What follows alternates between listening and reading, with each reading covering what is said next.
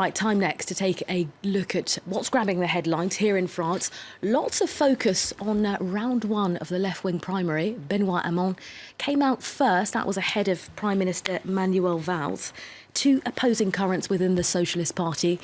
Flo, tell us more. That's right, and that certainly is the lead in all the papers today, that division that we're seeing within the left, because, of course, you have Benoit Hamon. He's part of the so-called socialist rebels, les frondeurs.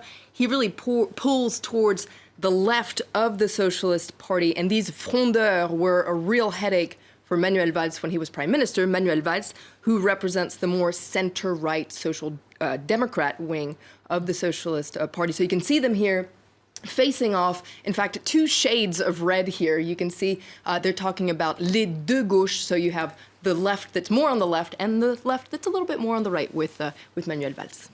Now, some people, cynical perhaps, saying they're not sure that the Socialists will actually make the finals when it comes to the presidential elections in April. Absolutely. And lots of people are saying, this clash that we're seeing between the two lefts, this is something that we've been wanting to see for several years, but will the Socialist Party survive? You can see here, Aujourd'hui en France, Le Parisien saying the Socialist Party is really cut down into right in the middle. It's not a pretty picture. You have two opposing views of where the Socialist Party should be going. The party is completely fractured. Now, there's an interesting cartoon inside Aujourd'hui en France, Le Parisien, where you can see Hamon and Valls both in soap boxes here, trying to go in different directions, saying, everyone follow me. Looks like it's going to be a little bit of a crash course. In the background there, you can see the first secretary of the Socialist Party, Jean-Christophe Cambadélis, saying all we have to do in the end, after the second round, is just glue the pieces together. It's all going to be all right. The Figaro, though, quite a bit sceptical, saying that they don't think the party will patch itself together at all. That's right. Now, do keep in mind, Le Figaro is the right-wing paper, so they're not very hopeful about what's going to happen to the socialists. You can see this pretty doom and gloom editorial here. Whoever wins, the future winner, will not be able to bring the party together. Why is that? Well, Le Figaro says the truth of the matter is the divisions are just too big. Things are really bad for the Socialist Party. And Le Figaro goes even further and says, it seems like everyone's pretending that they're going to win here. Le Figaro says, if you look at all the candidates, it doesn't even seem like they believe in themselves, like they could win.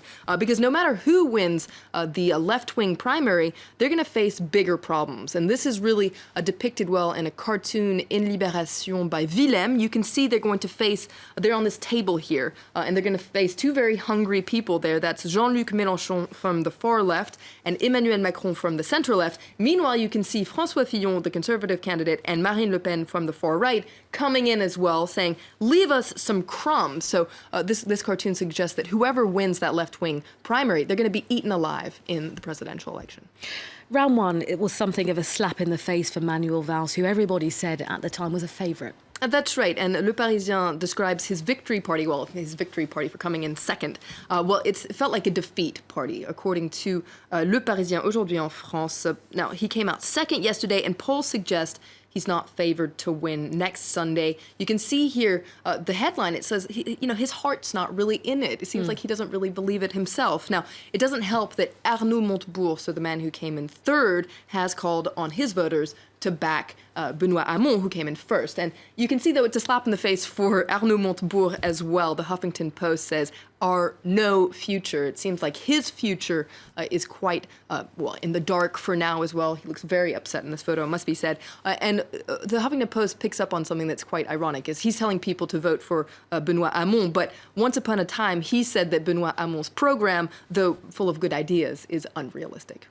Now look, Flo, some papers saying regardless of who wins, the Socialist Party as a whole is a big loser in all of this. That's right, and a lot of papers are focusing on the turnout that we saw last night. 1.8 million voters, a lackluster result, according to Les Echos here, especially compared to 2011. That's when the Socialist Party held their first primary. 2.7 million people voted in that first primary. And then if you look at the Conservative primary that we just had last year, 4.3 million people voted in that one. So lots of papers are saying this 1.8 million voters last night is nothing compared to that. It's certainly not the, the sign of vitality that the Socialist Party was hoping for. You can see they're talking about this deep freeze in Les Echos. L'Humanité, the communist paper, says, there's one person to blame for that, and that is the president, François Hollande. His legacy, essentially, is what's causing this lack of enthusiasm. You can see this headline here saying the ghost of his presidency was haunting polling stations yesterday. So Hollande being slammed again. Just quickly, Flo, on the Conservative side of things, François Fillon doesn't seem to be too concerned. He's keeping busy meeting with the German Chancellor. Absolutely. Quite a big move for him to be meeting with the German Chancellor. You can read all about it in Les Echos here. So he's gone to Berlin to show he's committed to patching up the Franco-German couple. That's what they call it here. This couple is very important when it comes to European matters. And he gives this very interesting interview in Le Monde today where he defends his vision for Europe, a Europe which is a little bit less dependent on the U.S. and reconciled with Russia. Now, his positions on Russia have raised a lot of eyebrows here in France, and it's really interesting if you want to know more exactly about what he thinks about Russia. He says, we've made mistakes in the past. We have to completely change our relationship with Russia, indeed have a closer relationship. OK, Flo, I'd love to go on more, but that's all we've got time for currently. Thank you for that. Do stay tuned. We'll have more news in about 3 minutes' time. You're watching France 24.